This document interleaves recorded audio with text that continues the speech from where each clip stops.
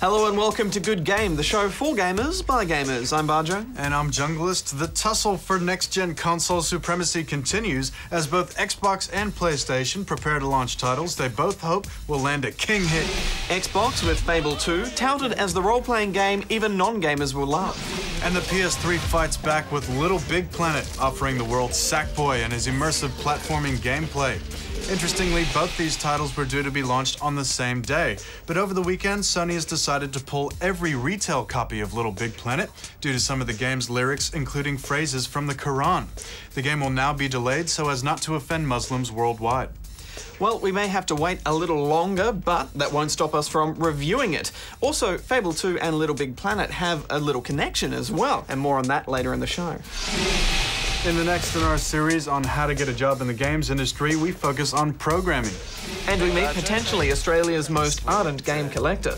But first, can you guess the game for this week?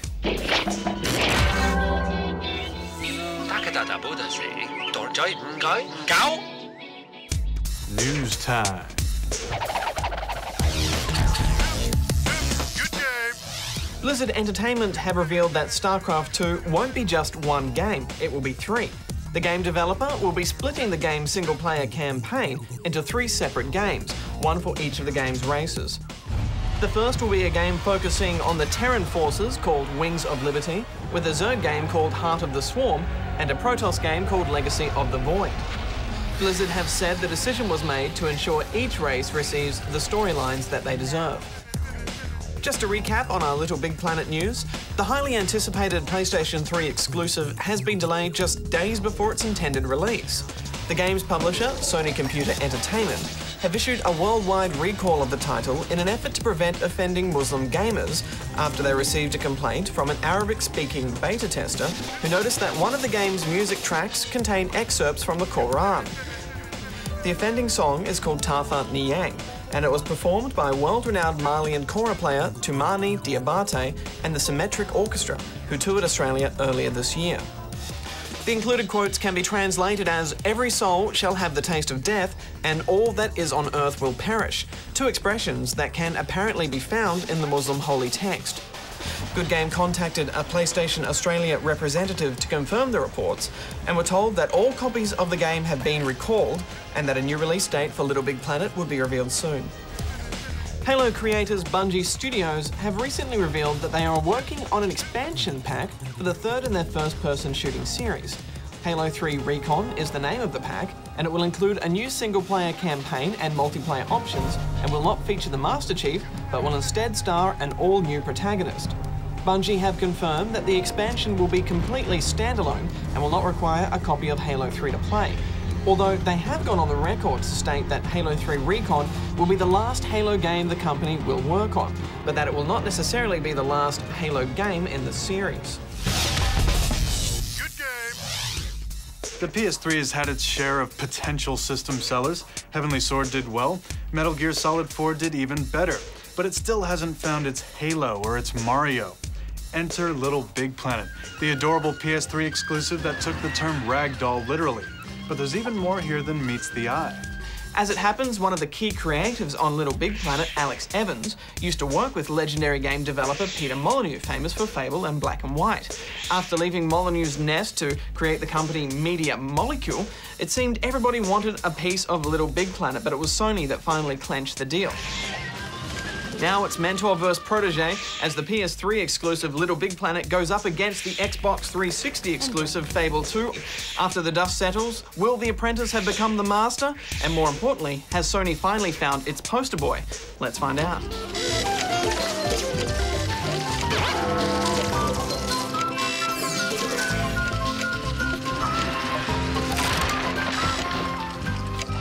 Now, occasionally you're going to get stuck.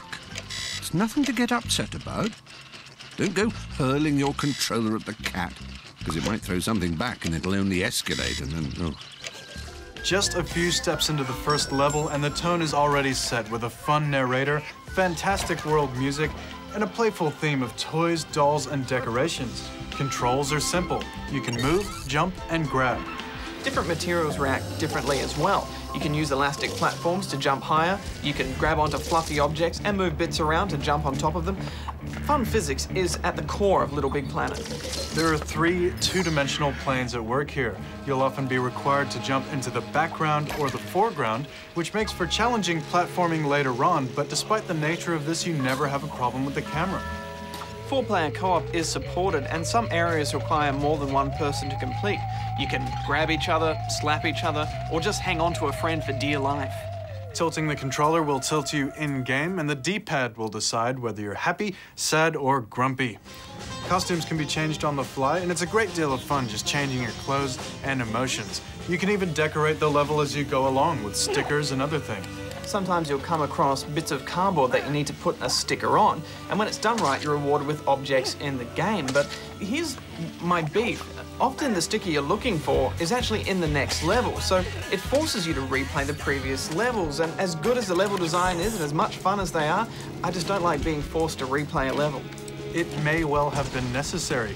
Easily beatable in under 8 hours, it felt kind of short. But really, I was just so sad that it was over. And of course, the single player is just suggestions on how to play the real game, which is the level editor.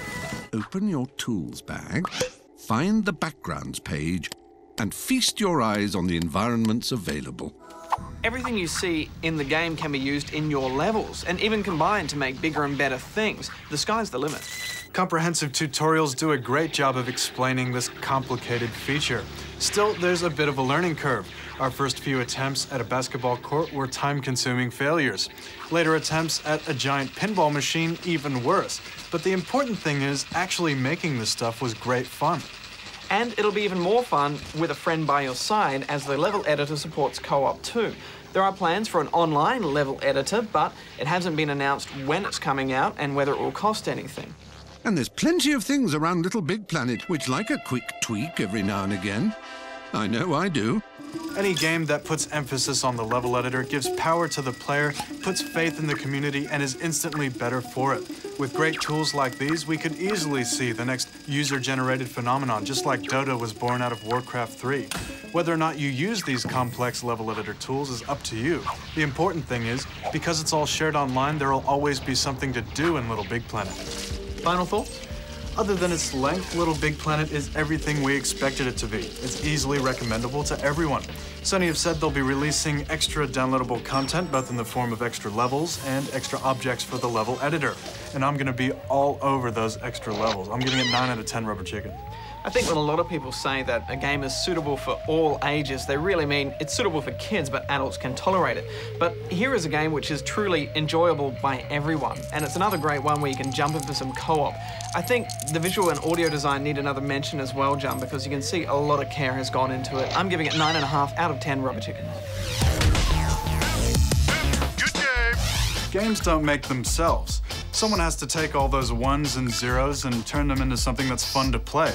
That person is the programmer. And if you're looking to make games from the code up, it could be the career for you. How did you get your break as a programmer?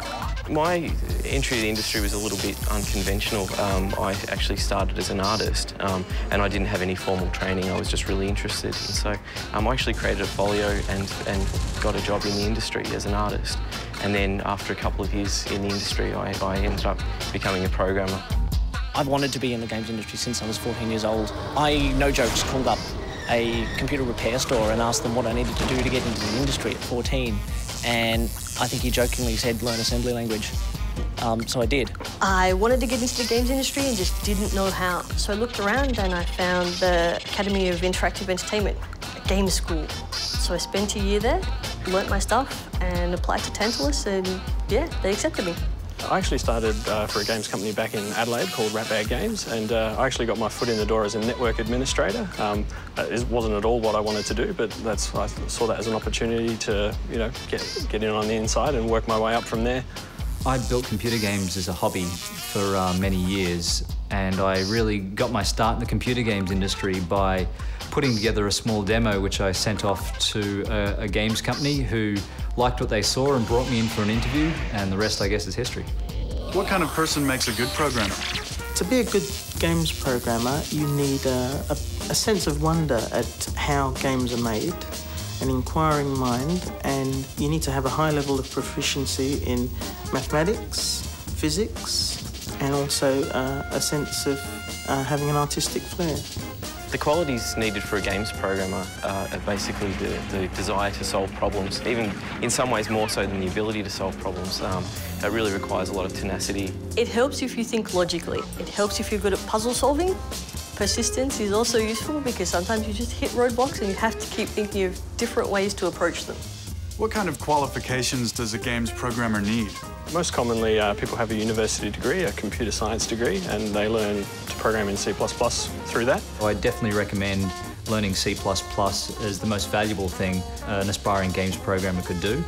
There are a lot of really good books out there that it can be worth getting your hands on and working your way through. These days, there's an amazing amount of really good information on the internet, and I'd say that can almost be the best textbook you could ever hope to get.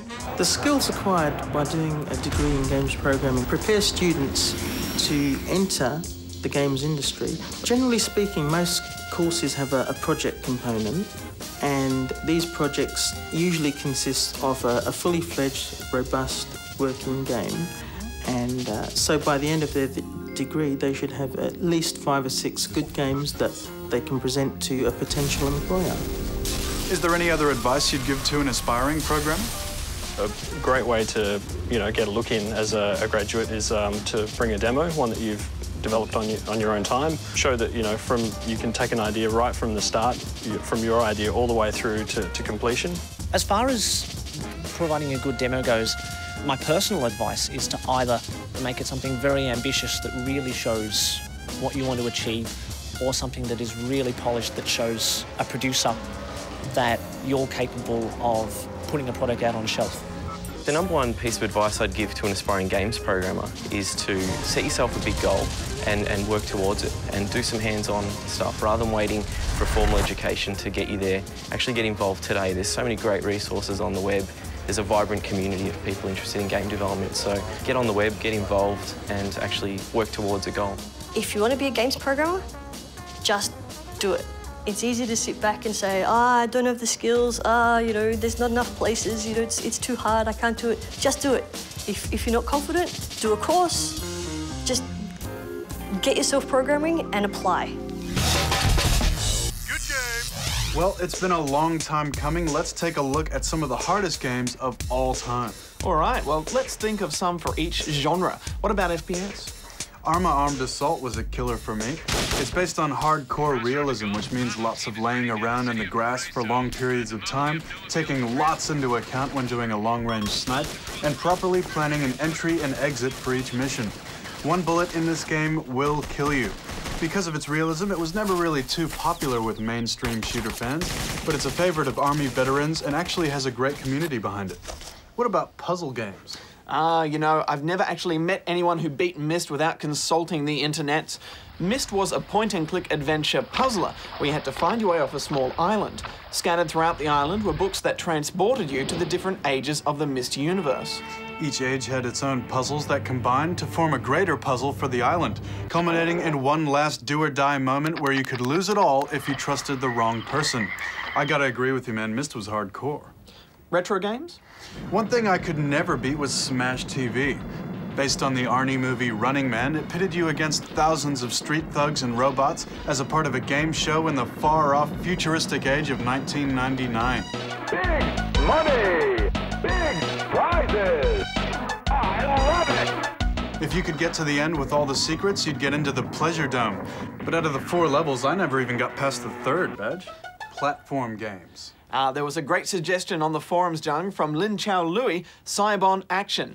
It obviously looks like an old-school Mario, but it works against your expectations of what platform games should be.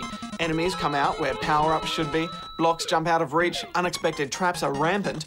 In fact, the whole game is so ridiculously based on trial and error, it lets you go into negative lives. It's so hard though, Jung, it's actually quite a funny thing to play, and it's freely downloadable on the net. What about shoot-'em-ups? Well, Ikaruga is pretty hard. Being able to change your ship between black and white polarities allows you to absorb bullets of the same colour. Good players will just be able to get through a level with minimum points, but for every 3 enemies you kill of the same colour, your combo chain goes up. Make a mistake and it's back to 0. You know, I was gonna say Ikaruga as well, but I found this game on the net the other day, and I think it's even harder. It's a Japanese arcade game called Mushi Himasama Futari, and it takes bullet hell to the next level. Your character is a lot bigger than its hitbox, so it looks like you're colliding with bullets when you're not. I mean, just look at this thing. As far as I know, this is the hardest boss in shoot-'em-up history. No one in the world has been able to beat it with 1 credit. Far Cry got mentioned quite a bit on the forum, Jung, as did Ninja Gaiden. Both were beatable, but the fact that Ninja Gaiden was bundled with the Xbox here in Australia meant a lot of unsuspecting noobs got their hands on this bad boy. Well, that's our list, and like you said, Jung, it's not a definitive list. If you have suggestions of your own, hard games you may have played yourself, please jump on the forums and let us know.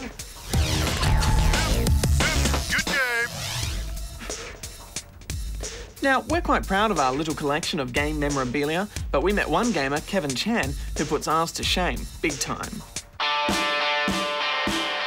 Hey, how you doing? Bajo, how are you? I'm good, I'm good. Come on in.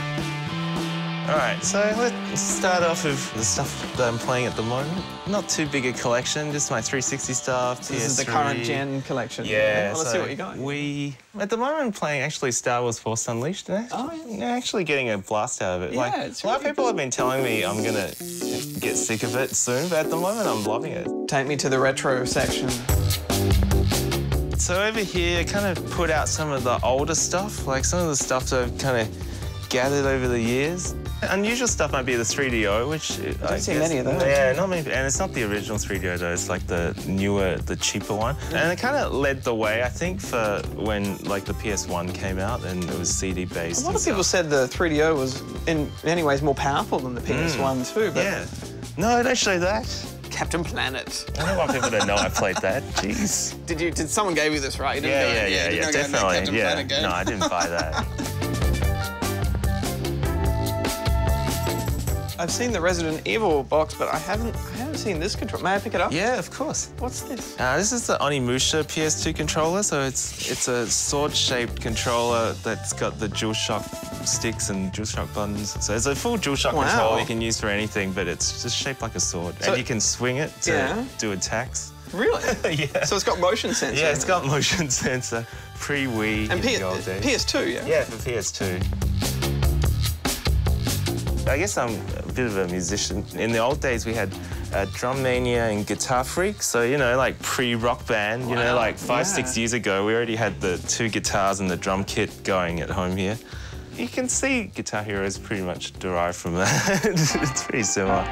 I guess maybe I'm just a hoarder. Like, once you spend time with something, you kind of feel some attachment to it. So how much of an influence do you think this history you have with games has on where your life is now? There's a direct influence in that, you know, I work at a video games company now, and, you know, every day we're talking and thinking about games, and, you know, just having played all this, it's always useful. For me, it's like any other form of media, like film or books, like it launches you off into other things, you know.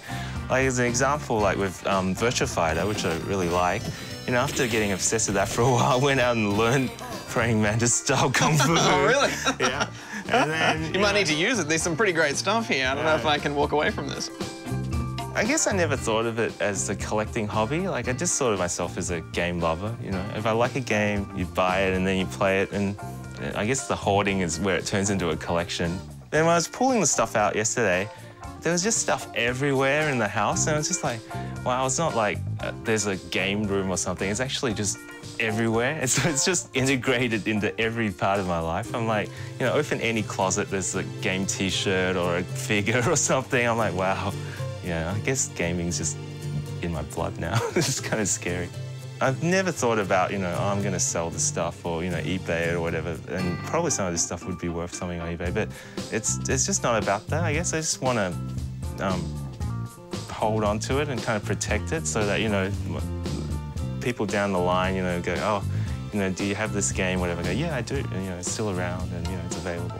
Picking this stuff out, you know, just brought back so many memories. Like with some of these toys, like I was telling you, like with this guy, like I actually bought him with the first paycheck I got from my first job ever. So it kind of went, well, I should buy something I'm going to remember with this, and I picked a Mega Man. So that kind of says a lot about who I am. At the time, I bought a lot of Japanese stuff, but I didn't know Japanese at that time, but I kind of do now. And I was looking through and going, wow, I can read all this stuff that I couldn't read at the time. It's kind of weird. Did you learn Japanese because of games? Yeah, definitely. I just got to the importing stage of getting so much stuff. I'm like, look, I just want to be able to read it properly, so I learned Japanese. That's very hardcore. Yeah. Learning a whole nother language so you can play games from other countries.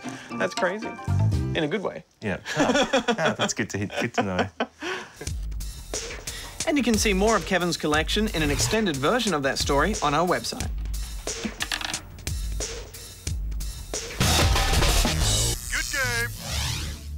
Celebrated game designer Peter Molyneux is known for making games that force you to choose between good and evil. Black and White and Fable were famous for it. Now Peter and Lionhead Studios take us back to the world of the moral dilemma in the epic storybook adventure Fable 2.